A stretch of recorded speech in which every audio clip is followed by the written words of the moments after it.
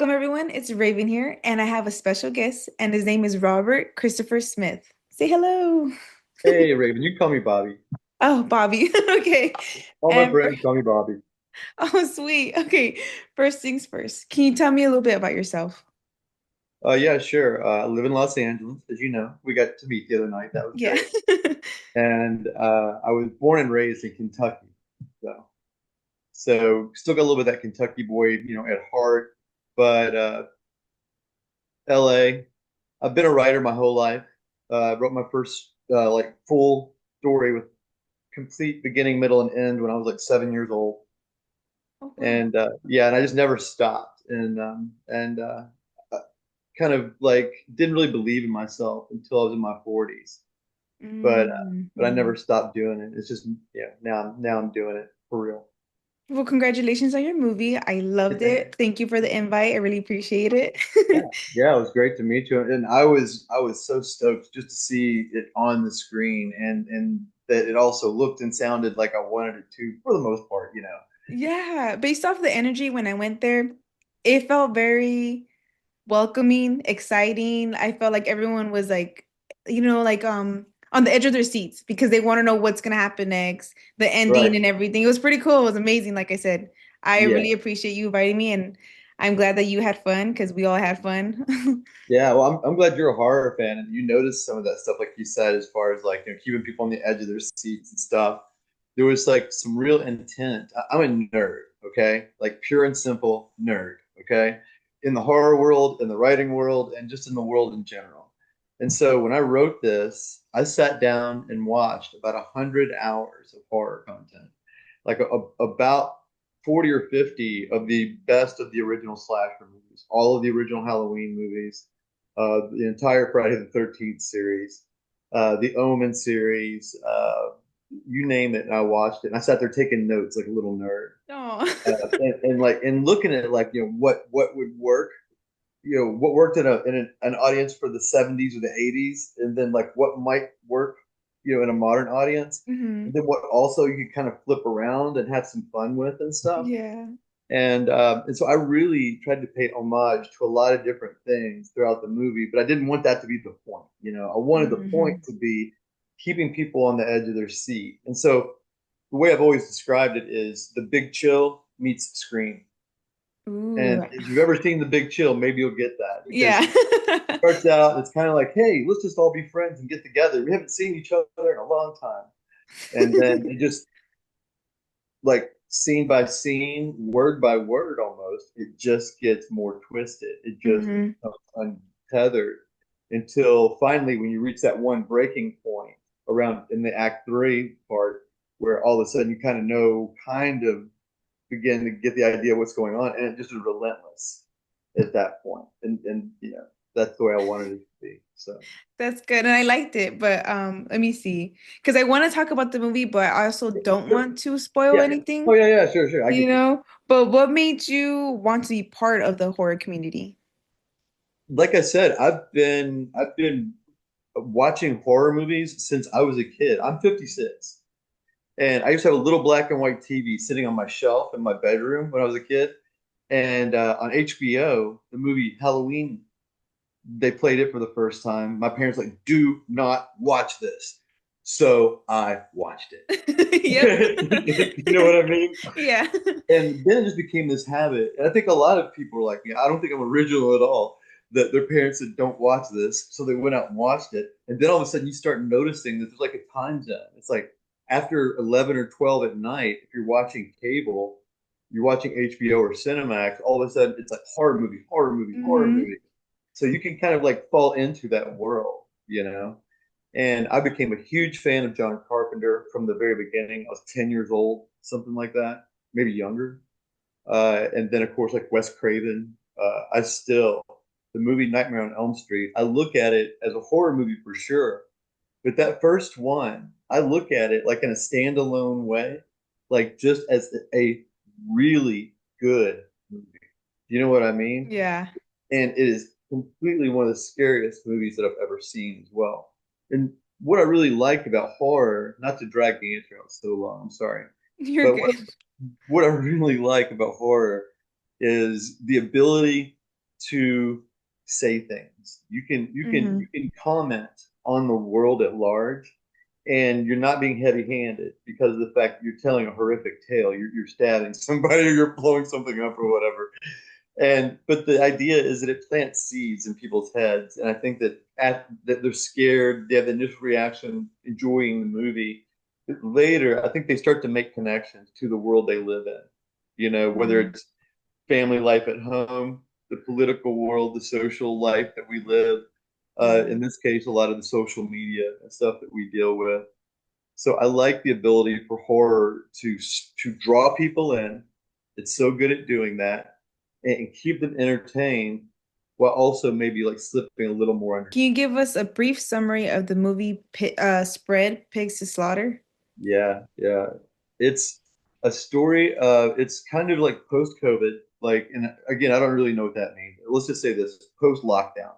When we Mm-hmm. got to take off the masks and start going out again, this group of college kids decides to go out into the desert and get together for the first time. And what they don't know is some of them have basically kind of fallen under the spell of a kind of a maybe an online influencer of the wrong type, like a cult leader, and things quickly go wrong from like I was saying a little bit earlier. It's like from the beginning really, but about halfway through the movie, you just start seeing things fall apart for this group. So in a nutshell, I would say a group of college friends get together and find out that some of them have been kind of radicalized by a cult leader who uses a cartoon pig Mm-hmm. named Hamson as his like methodology of getting in, of getting into their lives. Nice. I It's really like weird. It's one of it. the weirdest ideas that I ever had, and it's one of the weirdest movies I've ever watched, and I loved it on both sides. Oh, that's good. I like that. What inspired you to become a director? Being a control freak a little bit, Mm-hmm. you know. When I was a kid, and this is no lie, this is probably a little old reference for you, Raven, but there was a show because it was an old show when I was a kid, okay? But there was a show when I was a kid that we used to watch called The Little Rascals, Oh, yeah. okay? And like Our Gang. And on that, these kids would do things like put on a play for their parents and for the neighborhood and stuff. Mm-hmm. And I used to do that. I used to like make my sisters and the other kids in the neighborhood be like, okay, you're the mom, you're the dad, and here it is. And now our parents have got to come out and watch this very boring play in the garage. You know what I mean? Yeah. And I never stopped. And for me, there is definitely something to be said as a writer that if you can get into the world of directing, you have a lot of say in how the story is presented to the world, and you get to do a lot of neat things when you direct. What was your favorite moment shooting Spread Pigs to Slaughter? My favorite moment was um I would say this is kind of weird because it gets into like favorite moment of shooting, but why it was so memorable and why it was such a happy moment for me is because of what it was. And that was I had this idea, as you saw in the movie, that for a good chunk of the movie we would have no lighting. And Mhm. that's a big thing in the movie world because one thing about having a good movie is having good lighting. That's just Mhm. one of the boxes you got to check. And so when I told Jessica, I think you may have met Jessica, our director of photography. When I told her originally, she read the script and I told her about some of this stuff. I said, so there's a whole chunk of the movie where we're not going to be using any lighting. They're just going to use their phones, and their phones will be the lighting for the scenes. It's just, I don't know. I don't know if we can do that. And I was like, we Mhm. can, and we will, you Yeah. know. And so very boldly making these statements, right, that I had no idea if they would work. And so when we made the house go dark and we had everybody shooting that scene where they're all standing in the living room and they're all using their phones to light it, I was like, we did it. Because each one of them is self lit. And then there's like this ball of light in the middle of them, Hmm. that we did not count on. It's almost as if somebody put a spotlight into the middle of the room. And that's simply the effect of all the ambient light reflecting off of these actors. Do you know what I mean? It put Yeah. this ball of light in the middle of the room. So my favorite moment, sorry to be so long-winded, You're good. my favorite moment in the filming of Spread was when Jessica, who had a little doubt, my director of photography had a little bit of doubt when I saw her smiling and saying, "Come look at this." And we were setting up the shot, and she's like, "Okay, guys, put your phones up." And we looked at it, and I was just like, "Oh my god, it works." Yep. Oh, nice. I like that. And was there any like behind the scenes that were like funny moments or your like moments where you're just thinking like, oh, this isn't gonna work or anything like that? Wow. So the thing is you may have caught the other night. Basically, the entire cast and crew lived in that house out in the desert. It was a Mhm. horror movie of its own. You know what I Yeah. mean? Yeah. People really did live out in the house in the desert. And the cast and crew, so 12 people living in a house, and there were tense moments. And not even just so that they were really that bad, but some of these people are used to living alone for a long time. So they came out there with the best intentions. And then on like night 3 or 4, they're like, I'm going to go get a Airbnb for a night just to get some space. Hmm. Or our DP would literally drive back to LA. Oh, So like damn. 4 hours, 2 hours to LA, 2 hours back to be there for like 3 hours for her cats. Oh, wow. Pretty Wow. amazing. Yeah. But the one of the funniest things was like actors you usually think about as being so fit, they watch what they eat and all this. So I bought the very first day before everybody got there, I went to the grocery and stocked our house, and I bought this bag of Oreo thins, and I thought this was something would be for the fat guy, for the director, for the one that's not worried about how he looks. Yeah. And like the second day we were there, I go to like find a cookie just to get a snack, just to get one little sugar bump or whatever. And I'm like, does anybody know where those Oreo thins are? And they go, oh, dude, we finished those 8 o'clock last night. Yeah. I was like, Oh. what? The beautiful people? You guys ate my cookies? So yeah, that was a kind of a funny moment. And so we ended up stocking up on Oreo thins. You need to pay us. Pay Yep. Raven. Sponsor you guys. Yeah, sponsor Raven because yeah, we ended up going through probably 10 bags of Oreo thins throughout that Dang. week. Yeah. Okay. Oh, wow. Is there another project that you're working on or would like to work on? Yeah, so right now I've got one that's in post production. I honestly think if you liked Spread, you will love this one. It's called Succubus Next Door. Ooh, okay. Interesting So title. it's like I want to do for the succubus what Dracula did for the vampire because Hmm. we use the whole mythology of Lilith. You know, Oh, nice. yeah. Okay. And again, I'm a nerd. I did a year of research, of deep research on Hmm. Lilith, Sumerian legends, biblical legends, and things like that, all to write a movie about a succubus that lives next door. Uh, Sick. Okay. I'm super excited about people seeing that. And then Marie Wetherell, who plays the demon, the succubus in that movie, she and I have been talking about doing a Christmas horror movie together. Oh, yay. I love those. That's so exciting. Okay, good. I'll tell you more about that later. I'm going to keep you up Okay. on Yeah, yep. For sure. How exciting. Okay. And back to the horror movie Spread. it. Is there some stuff that you would like to share with us? Like maybe again, try not to spoil it, but I kind Yeah, of want to talk more about that. sure, sure. One of the things I want to talk about for sure is Hanson, is the pig, because part of the movie deals with like the co-opting of memes and things like that. And there's this whole thing about this little comic character a few years ago called Pepe Frog, and this college kid invented him. And then he got co-opted by like fringe right-wing elements, and it became disturbing what they had this guy's little cartoon character saying. And I sympathize with that. The idea of having your creation hijacked by evil, that's not good. Hmm. Yeah. And so part of the element, part of the core of Spread Pigs to Slaughter is Hamson, the curious pig. All the killers wear a pig mask. They've got the tattoos. They talk about the pig all the way through the movie. There's a whole thing with Jeffrey Lofty daughter. And so we created for the movie, we didn't put all of them in it, but we created about 60 standalone comic strips, like Ziggy style comic strips for the film, for me to draw from, to use in the film. Mhm. And once the film was done, we kept doing them. We're up to like 100 of these things now. That's so And so if you cool. check like hamsoncomic.com, you can like see Hamson comics. And it's like it's tied to the movie, but it's not. There's a Hamson comic coming out. It's called Hamson Wiggly Origin Tales. And it's a flip book. Okay.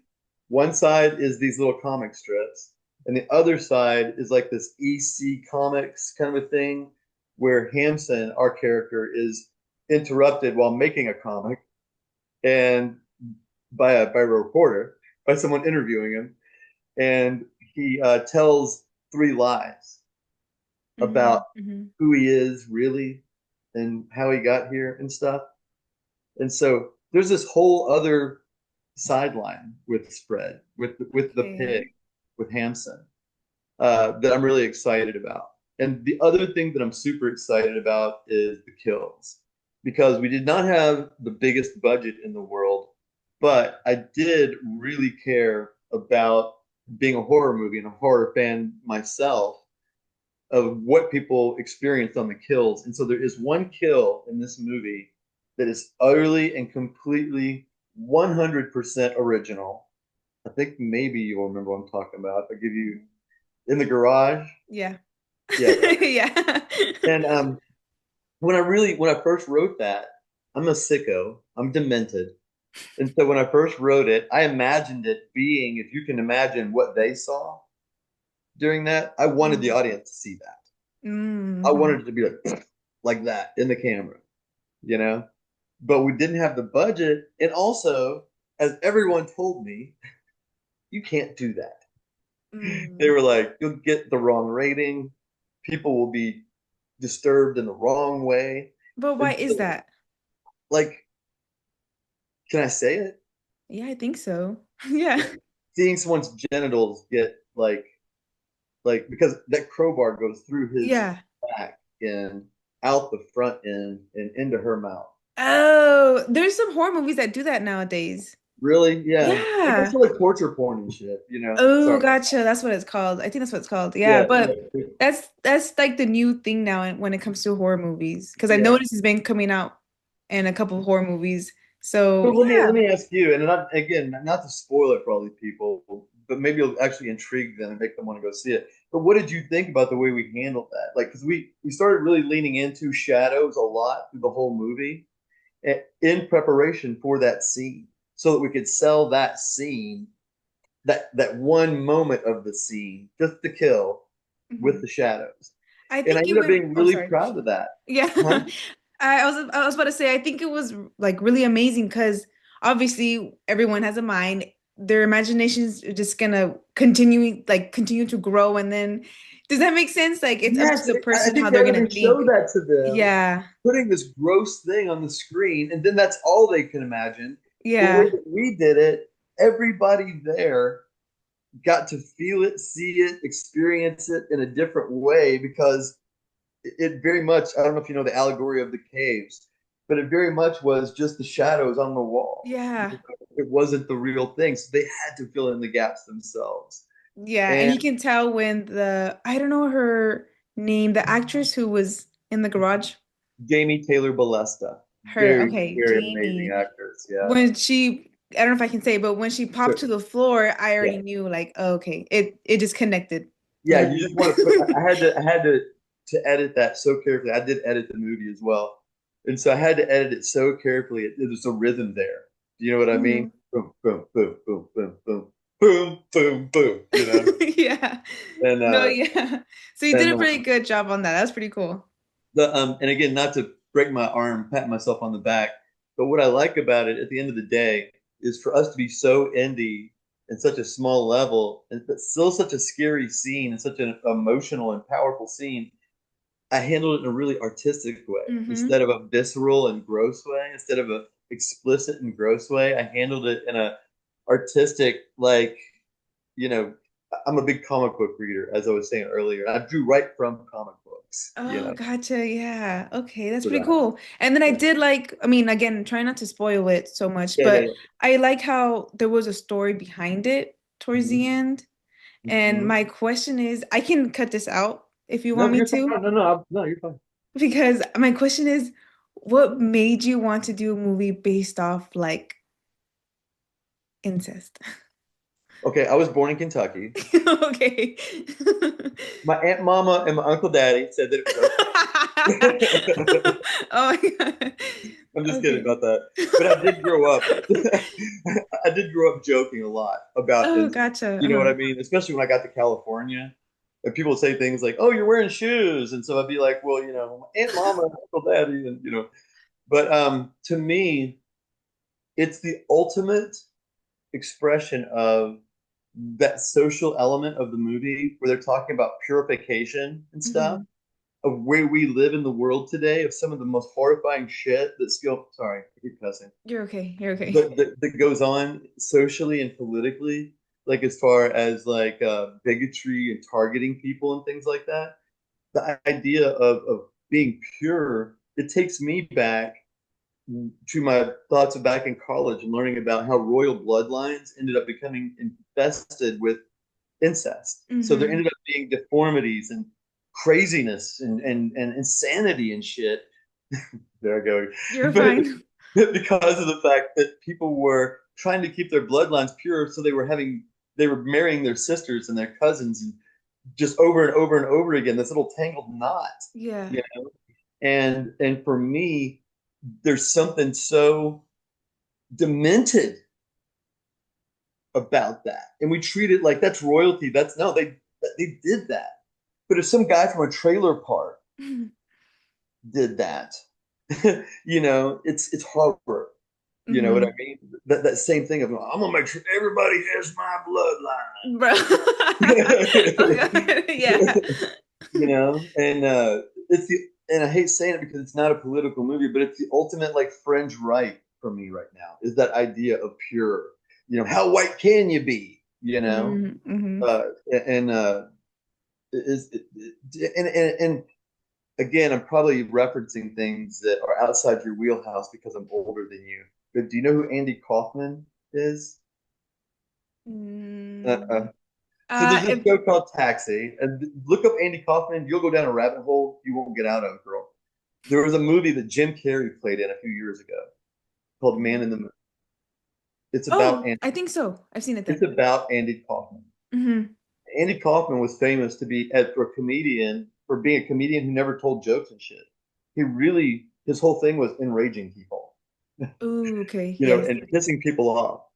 And the ending of this movie, I feel like in some ways was channeling Andy Kaufman. Do you know what I mean? Because people are watching a standard kind of slasher flick all the way up till the end, and then it doesn't change. It's the movie they've been watching. But when that last door opens and Cletus Pugh shows up with his daughters, you know, it's offensive. It Mm. goes beyond horror to being genuinely offensive. Does that make sense? And I'm sorry for Wait. rambling. No, you're good. You're fine. Kind of. No, I guess so. Well, can you To me, explain more about it? horror is horror, Raven. You know what I mean? Hmm. Everybody does horror. Horror is horror. But I wanted to make the horror offensive. Gotcha. Okay, okay, You know what I okay. mean? Yeah. Offensive. And like you're not like worried or kind of afraid of what people might say to that? No, I want that. That's what I was saying is what I Oh, okay. want is that when people walk out of the theaters, I want them debating what we just talked about. Why? Oh, I see what you're saying. Okay, Why? gotcha. Hey, that's pretty Why? smart. You know what I mean? Why? Why? Why would he go down that road? Yeah. Well, I saw this podcast and he told Raven, you know. Yeah. Yeah. That's pretty cool. Okay, I see what you're trying to do. So you're trying to like rage bait a certain group of people? To a degree, and it's so funny because that's the generational thing. Yeah. You know, Yeah. for you, the language is like rage bait. For me, it's provoke. Oh, provoke. Sorry. No, darling, I love it. I love it. Again, it's just us generationally. We're Yeah. communicating, man. And that's to me, that's what. the world is about, and that's what movies are about. That's why I told you Mm, at the beginning why I'm a horror fan. It gives yeah. the ability for male, female, old, young, everybody can come together and and find common ground. So Yeah, I gotcha. That's pretty smart. Okay. That's pretty sick. Okay. Back to my other questions because we just kept going back and forth. These are the fan I favorites. told you, I told you, I ramble. I'm weird. No, no, you're good. I'm the same way, so don't worry about it. On to the fan favorites. What is your favorite horror movie? If we're talking strictly horror, I would probably say it's almost like a three-way tie between, and they're classics, between the original Halloween, the original Nightmare on Elm Street, and the original Omen. Oh, The Omen's a good one. No one has answered that.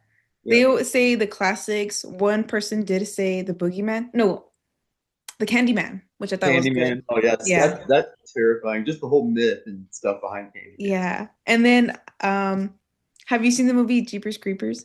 Yes, yeah. How do you feel about that movie? Give me your opinion about that. I really liked both of. There is a third one, right? I've seen one and two, Yeah, the and first two are the original ones, and then the yeah, third one, it's so I think someone else yeah. did that. Yeah, I was again, I was a little disappointed to find out that the guy behind it, the writer director, was involved with maybe some shady stuff. Hmm. But the story itself is what I like as far as horror goes because it picked up, like I was saying, like Spread does, on a lot of the tropes, a lot of the elements that you're familiar with of horror, but then just kind of throws them into the wind, Yeah. you know, and does its own thing with them because I had no idea where that movie was going, really. Oh yeah. You know, That's yeah. that first one, The was original one, yeah. It was good though. I'm not gonna lie. It so was good. Yeah. I liked it. It was so cool. Uh, so when you talk about stuff that's horror, that's not horror, if you've ever seen the movie Requiem for a Dream, to me that's full-grown adult horror. If you've not seen it, Raven, you owe it to yourself. Okay, Uh, I gotta watch it. What was the yeah, name of it? Requiem, Requiem, Requiem for a Dream by Darren Aronofsky. I gotta watch that one. Okay, It cool. will, like I said, as far as making you feel disturbed and offended. That's the one. Okay. Yeah. Gotcha. Uh, who is your favorite horror villain or horror, monster or horror villain or monster. Wow, it has to be Freddy, man. oh yeah, he's a good one. I don't lie. Yeah, and again, it's like I love what they did with him. I watched all of them. I've seen the whole thing because they came out when I was growing up, and so I would go to the Mm, theater just see them as they came out and stuff, and buy the Dokken albums and stuff that were with the soundtracks. But that original first movie, that Freddy, that version of Freddy from the first original version of Nightmare on Elm Street, I believe is one of the most terrifying like creatures ever to hit the screen. yeah, it's so cool though.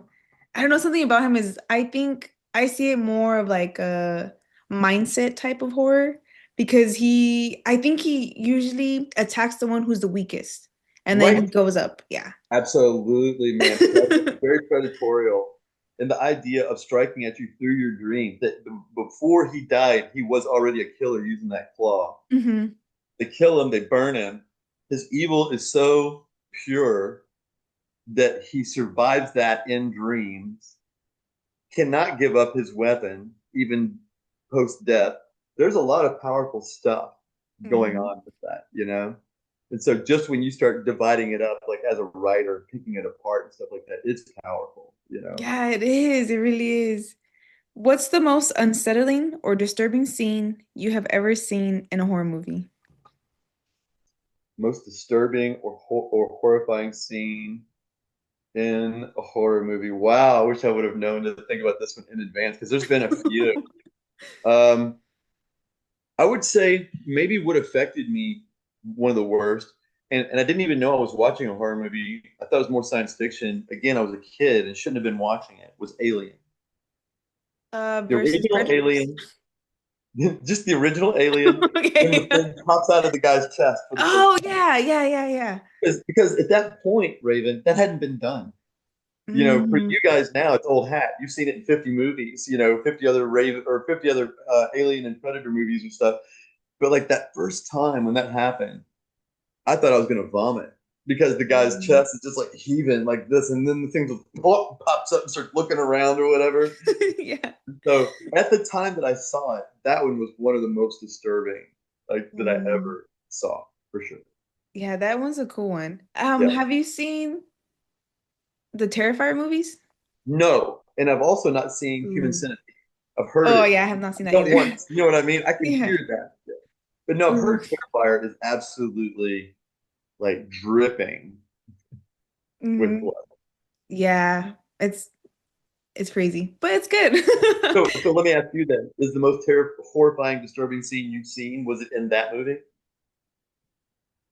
Wow, I never thought about that. And I take it back. There was a movie I was in. Have you seen the movie Garden of Eden? Oh my God, yes. Yeah, I'm the priest in that. That's okay. Are you really? I am the evil priest in that Dude. movie. Oh, sorry, I Yeah. didn't mean to call you dude. No, No way. and Okay, so in that movie, when the guy catches that's that's the one. more, more recently, that's the one Now that I think about it, that's the one. because Okay. I couldn't even handle hearing about that when they were talking to me about it.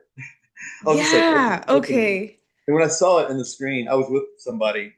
We went together, and first of all, you know, I have a scene in that too that the girl Yeah. did not know about, and she was like, "Really?"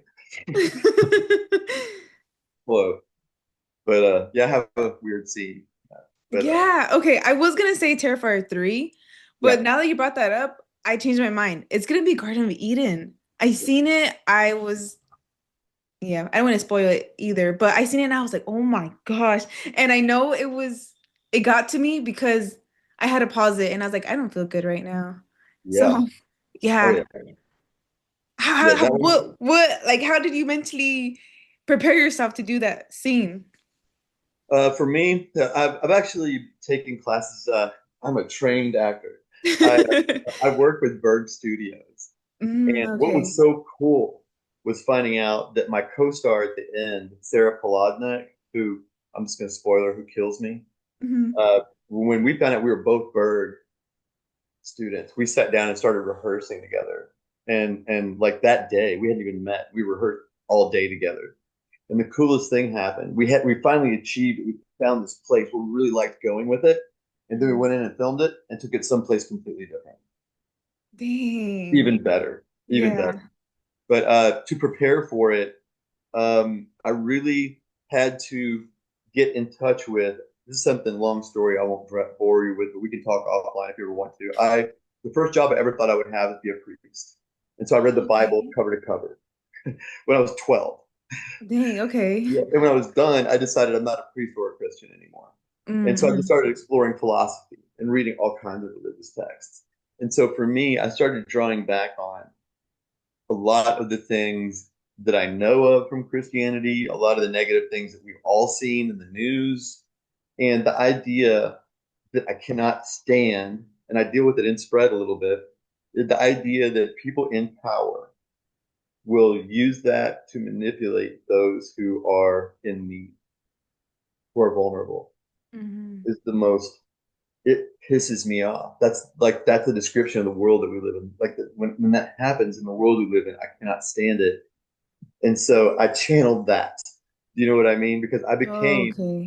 I became every person I could think of, every teacher, every politician who is sanctimonious, who is so full of themselves, who is so I deserve this, Oh, gotcha. Hmm. you know, Wow, and that's smart. That's a smart way to think about it, honestly. you are a tool provided by God, Yeah. you know, Hmm. literally throw away, you know. Dang, that's a good job on that scene. That was Thank pretty cool. you. Thank you. It was tough, Um, man. Very challenging. I bet it was, but it came out really great. If Thank you you. could be any horror villain or monster, who would you be? I love the mask things. So the idea of spread and using the pig masks.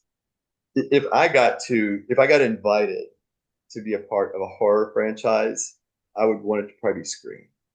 Oh, okay, that's a And good one. and I would so much want to be. Of course, I'm giving it all up right now, so it'll never happen. But It's I okay, would you want can to. manifest it. You can manifest But it. I would want to be one of the killers. I would want to be revealed at the end. Do you know what I Oh, mean? okay, yeah. Like, to be the humble father or something throughout the whole movie, and then at the end they rip off the mask and it's like, "I was here all the time, bitches." Yeah. That's good. I love Yeah. that franchise. I love it. Oh, so this question's kind of similar to the one I just asked, but Mhm. which character would you love to play as in any horror movie or any movie? Well, this goes back to what I was saying. My favorite. If I got to just be, if they told me, "Shit, man, wow, you want to talk about a dream come true?" A dream come true for me right now would be for a studio to come to me and say, "Hey, look, man, I saw you on Raven's podcast. We want you to reboot Nightmare on Elm Street, write it, direct it, and star as Freddy." Oh, that's a good one. And how would you do that? Or you don't want to say anything? No, I would tell you, like, one of the things I do love about the story, like for me, Nightmare on Elm Street got a little less scary in the sequels. It became a little sillier and stuff. Mm-hmm. But they also started exploring the mythos of Freddy. And that I did like because I was a burgeoning writer. And so if I were to do it, I would explore immediately some of the ideas that they've given you that they pieced out through like 6, 7 movies about Freddy. The fact that his mother was likely a nun, that she was raped and things like that. Oh, And okay. I would want to real quickly, like I wouldn't spend a lot of time there, but I want to Hmm. real quickly get some of that into the movie. Like his And backstory. yep, yep, yep. Not spend a Gotcha. lot of time there, but just give some of that backstory and show him doing what he did. Show him as a killer, using the thing, rape, being a child molester, whatever the hell Yeah, yeah, yeah. that he did, and then the parents catching him and killing him, and then like that would be like the act one. Ooh, that's a good one. Act 2 and 3, he's dead. They don't know what's going on. He's in the dreams. Oh, okay, I like that. Hey, high five. That's a good one. I Let's like make that. it happen. Wow. Okay. Yeah, man, that And would like that one. Like I said, that would be completely a dream come true for me. yeah, oh my God, crossing fingers, that's pretty sick. And last but not least, would you like a tarot reading?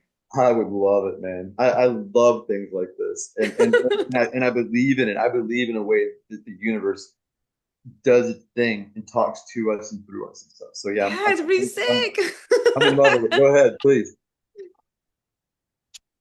Okay, so I shuffled and I'm gonna shuffle one more time Cool. so you can see that I'm not lying or, being Sure. No, playing a trick. I trust you. Ooh, okay, so the first card is the star. Ah, right on. And this star represents you. It's Cool. talking about how you created something that you've always wanted. Does that make Nice. sense? Yeah. So it started off as a seed and then it grew as a plant. And then obviously, whatever you grew, let's just say an apple tree, right? So it comes off a seed, a little plant, and then like a whole tree. And now you're growing apples. Yeah. So that's what it's saying. So the things that you've been creating your whole entire life, it's gonna happen. It's gonna come into fruit. How do you pronounce the word? Into fruition. Fruition. Thank you. Yeah, Yeah. that's the word. Yeah. So yeah, so good job on that. Keep going. Let me see. There's another card. Two cards came out. Does it mean anything? Yeah, the Hermit. So this is Cool. you, God, right? like I know that sometimes they're not exactly like on the surface what they mean, but that one is scary. No, this is a good one. This is my favorite. So obviously, I don't know if you know, but last night or tonight is a full moon.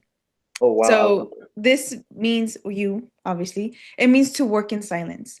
So You've seen that's tough. That's so tough. as in like all these creations and ideas that you have in life, write them all down, obviously, right? And do your best to kind of do your best not to tell people. I That's dig it. why AK work in silence, I mean, Dude. do everything by yourself as much as you can until you need the help, then you go ahead and ask for help. But it's best for you to work in silence, keep all your ideas to yourself because there's people out there who kind of want to take over and want it to be theirs and they're gonna take the credit and things like that. So yeah. So but you have the lover's card. It doesn't necessarily Ooh. mean like relationship or things like Yeah. that. It's Yeah, I know more what of you're like saying. the you have passion of what you want in life. And Right. because you have it, it's gonna happen, obviously. Why? Because you take your time to work on it. You take your time to heal mentally, emotionally, and maybe even physically. And you're like, okay, now that I'm done healing, now that I'm done doing all this stuff, let me go forward. Let's skip to the next step. What's next? So you're always ready for anything to happen. Does that make Very true. sense? Very And when true. you're ready, you're ready. You're prepared for any little thing. If something goes wrong, you're like, it's fine because I have a backup plan. Does that Right. make sense? It does. Yeah. It does. And then the bottom of the deck is the Hierophant, Ooh, okay. which means you take control of your own life. Don't let other people kind of like manipulate you or try to change up your plans or your ideas because in the end of the day, it works for you. The way Yeah. you said you want in life or the way you plan things in life ends up happening. So, yeah, again, this is a Yeah. good reading. I love this. I get a lot of folks who are very frustrated with me because of that last element. Yeah. Ooh, yeah. I was explaining to somebody recently how as a creator, as an actor, as a filmmaker and stuff, a lot of people externally look at it and they're like, "Ooh, I want to be his friend," or "I want to be his boyfriend or his girlfriend or whatever. I want him to be my Yeah. boyfriend or whatever." And then they'll come into my life and like, it doesn't take any time at all for friends, girlfriends, or whatever to sit there and go, Mhm. "Oh, it's like you are inflexible." Wow. But yeah, this is a good reading. Oops, I absolutely love it because there's other readings that I've done in the past that talks about like to be careful, make sure no one steps on your toes. But with you, you don't really care. You will step on anybody's toes if needed. So that's good. Keep it up. Yeah, yeah, I'm wired a little differently. No, but that's good. I really like that. Yeah. And yeah, so I think that's all. So thank you again for Cool. Thank you joining with so me. much, Raven. I had a blast. It was great meeting you last week. I'm glad you came to the show. Really glad you enjoyed it. Just because, not because I didn't want you to embarrass me, but because I wanted you to enjoy it. You know what I Yeah, mean? of As a course. Yeah. partner, it just meant something that you enjoyed it. But I loved talking to you today. Anytime, offline or on, that you want to reach out and ask me about anything, please do. I'm always here. Oh, sounds good. Thank you so much. And is there anything that you would like to promote or say anything to Sure. my murder of crows? Sure. There's a little sneak peek happening right now. I don't know exactly when this is coming out, but some of these things will be ongoing. But I'm getting it out streaming, and so right now, if people go to spreadthemovie.com, they've got some options and stuff. But I've got it out on AltaVod, uh, and if you go to spreadthemovie.com, Pig Launch 50 is a promo code where you can get it for $10. And then if you want, you can go to my Patreon where the highest level is like $9, but I have it streaming for my fans there right now. I just launched my Patreon. And so Spread will be there for a little while. The comic book is coming out. Have you seen the comic? You sent it to me online. Okay, good. Because I'll say, yeah, the first issue is like 34, 35 pages long. And this Oh, guy, okay. Branko Jovanovic, his art is fantastic. And so it's coming out, and first it's coming out in installments on my Patreon on procrastagram.com from Spread. Uh-huh. And once the full thing comes out online, I'm having it printed and it'll be available for sale as a book as well. But I'd love for people to watch the movie. So go to procrastagram.com and stream it, or find it on AltaVod and buy it. And let me know what you think. Tell Raven if you don't want to tell me. Tell Raven what you thought. Sounds good. Thank you so much again, and I hope you had fun. I did. Until next time. Peace. Bye.